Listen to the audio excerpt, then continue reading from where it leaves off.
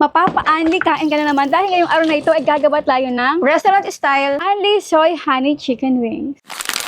Meron tayo dito ng chicken wings from Bounty Fresh. Kada isang sukat ay may 860 grams. Then, paghihiwalay natin ito sa tatlo.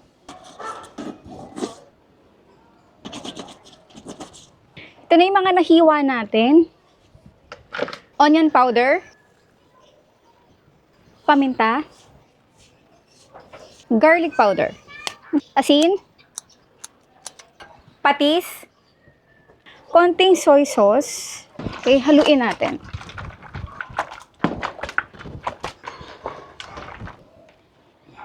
After 1 to 2 hours, cornstarch, harina, konting asin, at konting tubig. Hahaluin lang natin yan hanggang sa lumapot yung ating mixture. Dagdag pa tayo ng konti.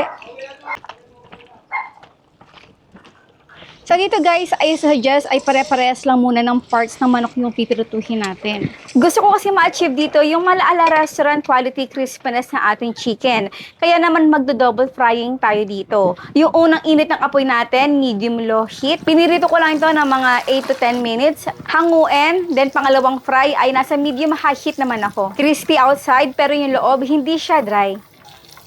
Para naman sa ating sauce, meron ako ditong half stick ng dairy cream. Pero mas maganda syempre kung butter. Cornstarch, 1.5 tablespoon. Mix natin sa gilid. Soy sauce. Honey.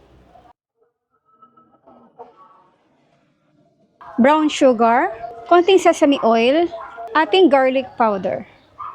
Haluin lang natin ito at tatikman. According sa palasa nyo, mag-adjust na lang kayo ng asukal, honey, or toyo. Hindi na ako nalagay ng asin dito. Pagkalimutan yung paminta. Mga tubig at kaunti pang cornstarch. Sobrang alat.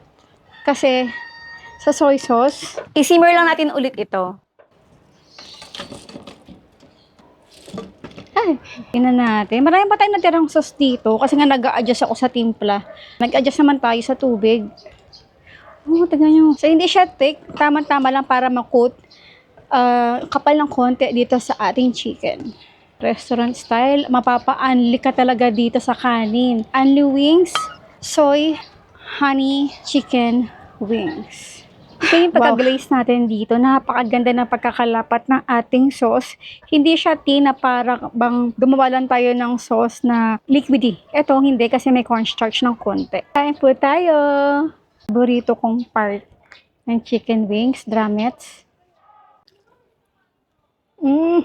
Alam nyo, kapag ang sauce na ginawa nyo ay gusto nyo na mas masarap pa, I highly suggest na kapag minamarinate nyo ang inyong chicken or any meat na gusto nyo ihalo dito sa ating sauce, dapat simple lang.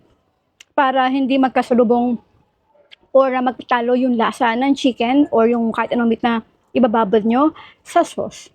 Sarap. Lasa natin yung sauce, yun ang importante. At the same time, yung ating chicken ay juicy kasi nag-double fry tayo. Mas pinatili nito ang juiciness sa loob ng ating chicken. Tignan niyo.